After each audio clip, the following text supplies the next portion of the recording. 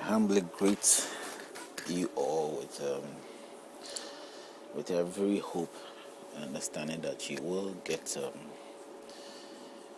an idea of what I have been trying to put through to you for the past few times through the video that I've been putting through at the website, at YouTube, for you to sort of consider most of these things that I said.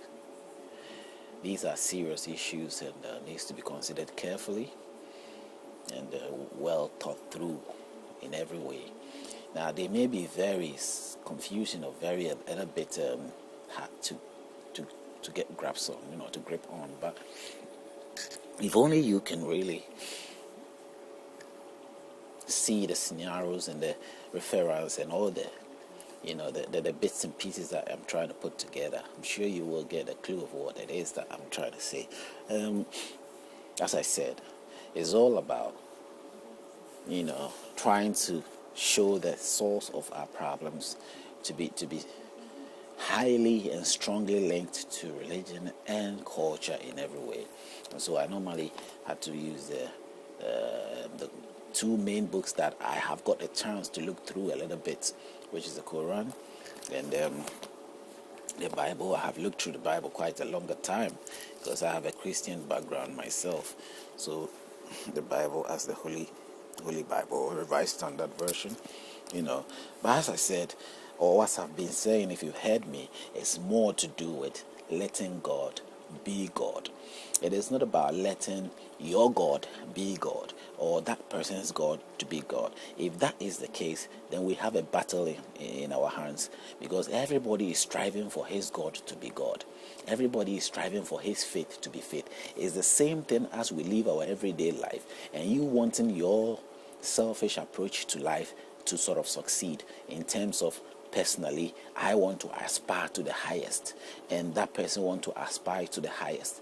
But definitely we know we all cannot run a race and be first, but it is also possible that we all can run a race and all get there at that very point, to be first at it. Because if we all have the same level of speed, the same level of enthusiasm, or whatever it is, that the momentum and whatever it is really there for all of us in the same level, the same mental approach, it's possible that we can achieve the same thing. So that is also not ruled out, So mostly things can turn up that way for us in life. But if we talk about a divine God who is above everybody, despite our shortcomings and whatever it is, we have to look at it from that point of view and be very honest about it. You don't go and dig a ground, or you don't go and sweat yourself out and achieve something that becomes yours in some ways, and present it to people and tell people or mislead people saying that it has come from a divine God. You succeed in life and you became very successful. Now when you became successful, the roots and how you got your success does not matter anymore. You sort of attribute it to God. I feel that there is a problem there, because if your God has told you that somehow this is the means by which he provides for you, then you ask yourself, then there's a question there. You have to question that God and realize that if that is how the process by which God is able to grant you your needs, then a man can even do that. That is more comparable to the ways or the provision or the charitable acts of men. But if you want to see the charitable acts of God, then you must know that it is far beyond that.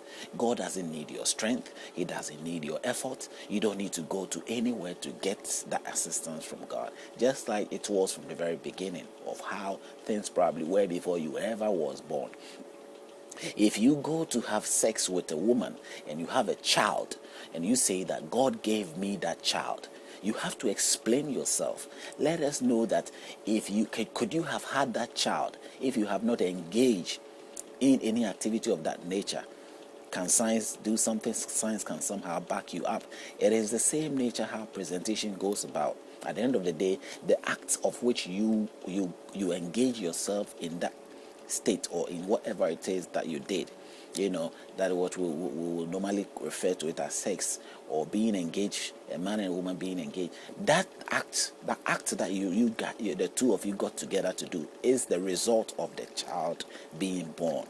Now, should it be that God provided that? That is very much irrelevant. At the end of the day, we all know in the subconscious that everything that it is, including you were provided. Somehow you came out of God. God brought you. But it ends there. He only brought you. But as to the continuation or the procreation aspect of things, your effort was required. God gave you the strength to sort of put those effort, those actions into place, and you did that. If you are to explain the other part that is away from God, you have to explain to people that this and that is what I did. This is the effort that I put through in order to achieve this. This is a manly production. There are things that are manly made. There are things that are manly effort. There are things that have everything to do with our own, contributions or our own efforts. You don't link that to a divine work. If you do that, then you give the privileges for others who want to take advantage of the situation, those who want to use this means to deceive others. You give room for falsehood. You give room for evil things to have the chance to maneuver.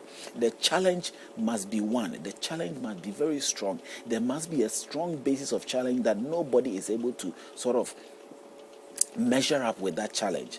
And that is the divine God provision things. Things that God did that nobody else can do. Then you know that at the end of the day, if we say God, this is God. That is God. This is letting God being God. You have done every effort to make sure that only Him has got the precedence that He deserves. Only Him has got the glory that He deserves. But we have lived our life continuously from all these books, all these presentations, to sort of belittle our own God, or belittle the ultimate God, and link Him up with any other sort of performance, or any other works, including manly activities, as being God. If a man what things that a man can do, you shouldn't let that be the way. You shouldn't let that be the act of God, because if you do that, you are belittling God. That's what I think, actually, because God is far beyond these things. The idea of God, if we say God, I don't know what your God is or your belief is. If you say God, you are talking about someone who is far beyond your imagination. And the little things that we do is far beyond, is far beneath Him. It is far beneath Him, and he wouldn't have to worry himself in going that far to sort of do the things you have to do to attain those things that you probably are attributing to Him. They might be very tough, or something that you find so unique, and you sort of, but it doesn't matter. There are other challenges out there. There are other spirits out there that are all trying to be God.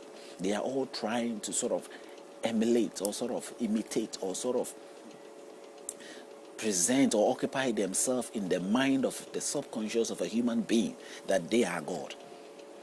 I am sure that is the problem that we are having, because if that isn't the problem, then what is the reason for all these dominations and all these spiritual forces that claim godship?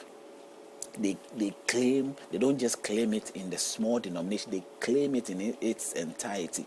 If they are given the chance to proclaim God as themselves being the God Almighty who created all things, they will do that with no fear of anything. You understand? Others will even stand in the sense of trying to present themselves being the all-powerful state God. Now, who are we kidding? And as we do that, knowing that those forces are not God, or it is not the ultimate God, you give room for others to take advantage of that. Even a man can also go on his own journey to sort of present himself as God, or present whatever spirit he's experienced as God, and somehow influence people to fall into that sort of deception. It can happen without any, because Whatever it is that you see and sort of conclude as being the hand of God,